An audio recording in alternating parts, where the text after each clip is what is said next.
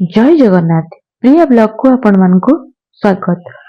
आजिर वीडियोटी एक शक्ति पीठर आरंभ करिबा जहाँकि माँ हिंगुलांक पीठ जहाँकि तालचेर रे अवस्थित। माँ पीठ हेउची प्राचीन एवं विचित्रमय। किंबदंती कहे श्रीक्षेत्र धाम सह माँकर पीठर रहिछि निबिड़ संपर्क। कारण माँ हेउछंती श्रीक्षेत्रर रोषेई घरर ठाकुराणी। सेथिपाई अग्नि रूपरे माँ हिंगुला जगन्नाथंक पीठरे विराजमान करिचंती। माँ हिंगुला अग्नि रूपा। माँ परम वैष्णवी नारायण शुंभ निशुंभଙ୍କୁ बध करी सुबल एवं दुंदुभिଙ୍କୁ मारिबाकू गला बेले तांको सह अष्ट महाविद्या जाइथिले। सेई अष्ट महाविद्यांक मध्यरे माँ हिंगुला हेउचंती अन्यतम।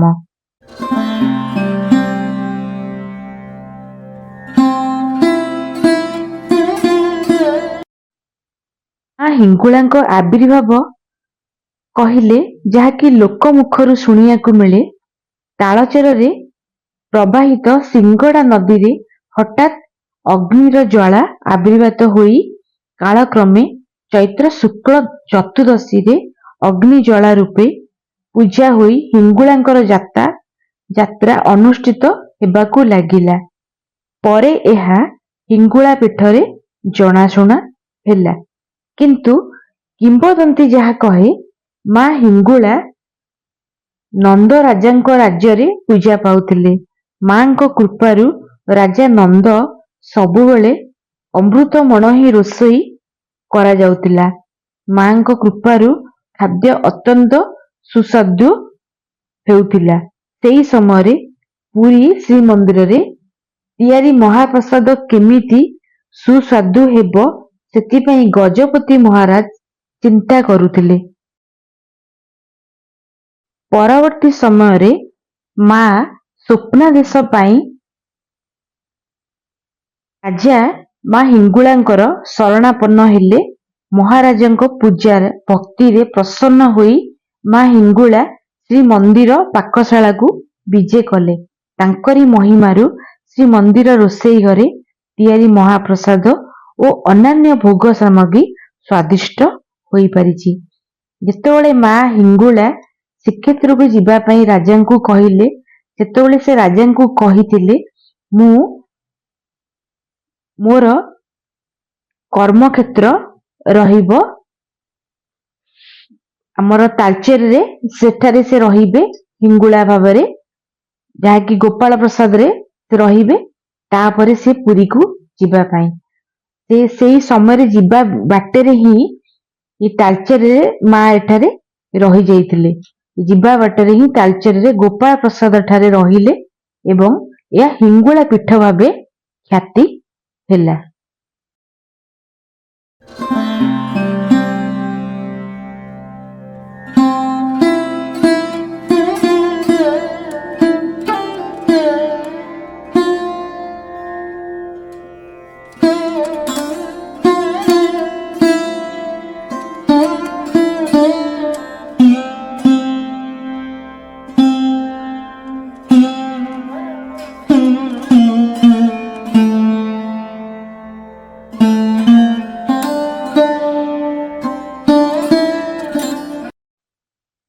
हिंगुलांक पीठरे यात्रार कथा कहिले आमे चैत्र मासर शुक्ल पक्ष विष्णु दमनक चतुर्दशी रे पालन करा जाए।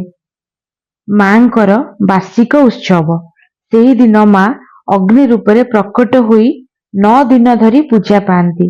एहाकू माँकर नवदिनामक यात्रा कुहा जाए। जेपरी आश्विन रे शारदीय दुर्गा पूजा रे माँ को पीठरे 16 उपचार रे नवरात्रि पालन हुए। एई पीठरे देहुरी सेवक माने माँ को पूजा करती। सेही समय रे माँ धारण करिथांती समस्त आयुध खड्ग चक्र त्रिशूल आदि रे सज्जित हुअंती एवं भक्तों को दर्शन देइथांती।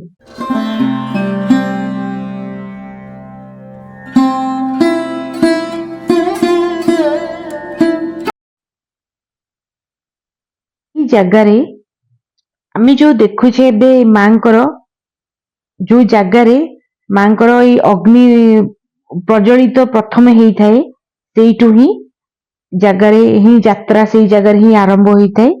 ଯେ ମା ହଉଛନ୍ତି ଅଗ୍ନି ରୂପା। ଏଇ ଜିନିଷଟି ଯାହାକି ଏହା ଏକ ଆୟୁର୍ବେଦିକ, ଯାହାକି ଆମର କିମ୍ବଦନ୍ତୀ କହେ, ଆମର ବେଦ ପୁରାଣରୁ ମଧ୍ୟ ଆମେ ଯାହା ବର୍ଣ୍ଣିତ କରାଯାଇ ଆମକୁ ଚଣ୍ଡୀ ପାଠରେ ମାଙ୍କର ହିଙ୍ଗୁଳାଙ୍କୁ ଏକ ଅଗ୍ନି ରୂପା ବୋଲିକା ମଧ୍ୟ ସେଠାରେ ବ୍ୟାଖ୍ୟା କରାଯାଇଛି। ତ ମା ଅଗ୍ନି ରୂପରେ ହିଁ ଭକ୍ତଙ୍କୁ ଦର୍ଶନ ଦିଅନ୍ତି। ତାପରେ ସେଇ ଜାଗାରେ ହିଁ ପୂଜାର୍ଚ୍ଚନା କରିକି 9 ଦିନ ପର୍ଯ୍ୟନ୍ତ ପୂଜା ଚାଲିଥାଏ, ଯାହାକି ମାଙ୍କ ବାର୍ଷିକ ଉତ୍ସବ ଏଠାରେ ଧୁମଧାମରେ ପାଳନ କରାଯାଏ। କାହିଁକି ଦୂରାନ୍ତରାନ୍ତରରୁ ଲୋକମାନେ ଭକ୍ତଙ୍କର ଏଠାରେ ଭିଡ଼ ଲାଗି ରହିଥାଏ ମାଙ୍କୁ ଦର୍ଶନ ନିମନ୍ତେ। ଏବେ ଆପଣ ଦର୍ଶନ କରୁଛନ୍ତି ମାଙ୍କର ସନ୍ଧ୍ୟା ଆଳତି ହେଉଛି, ଯାହାକି ମନ୍ଦିର ପ୍ରାଙ୍ଗଣରେ କରାଯାଉଛି। ଏଠାରେ ବିଶେଷ ଲୋକମାନେ କେତେ ମାନସିକ କରି କାହିଁ ଦୂରାନ୍ତରରୁ ଲୋକମାନେ ଏଠାରୁ ବୁଲିବାକୁ ମାଙ୍କୁ ଦର୍ଶନ ପାଇଁକି ଆସନ୍ତି। ମା ଏମିତି ସମସ୍ତଙ୍କୁ ତା ପଣତ କାନିରେ ଘଣ୍ଟ ଗୋଡ଼େଇ ରଖିଥାଉ ଏବଂ ସମସ୍ତଙ୍କର ମନସ୍କାମନା ପୂର୍ଣ୍ଣ କରୁ। ଏତିକି ଆମେ କହିବା। ଆପଣ ଭିଡ଼ିଓଟିକୁ ପ୍ରଥମରୁ ଶେଷ ପର୍ଯ୍ୟନ୍ତ ଦେଖନ୍ତୁ, ନିଶ୍ଚିନ୍ତ ଭାବରେ ଜାଣିପାରିବେ ଏଠାରେ କେମିତି କେତେ ସୁନ୍ଦର ଭାବରେ ଏଠାରେ ଆୟୋଜନ କରାଯାଏ। ମାଙ୍କ ବାର୍ଷିକ ଉତ୍ସବ କାହିଁ କେତେ ବର୍ଷରୁ ତାହା ପାଳନ ହେଇ ଆସୁଛି, ଏମିତି ମାଙ୍କର ଲୀଳା ମଧ୍ୟ ଲାଗିଥାଉ।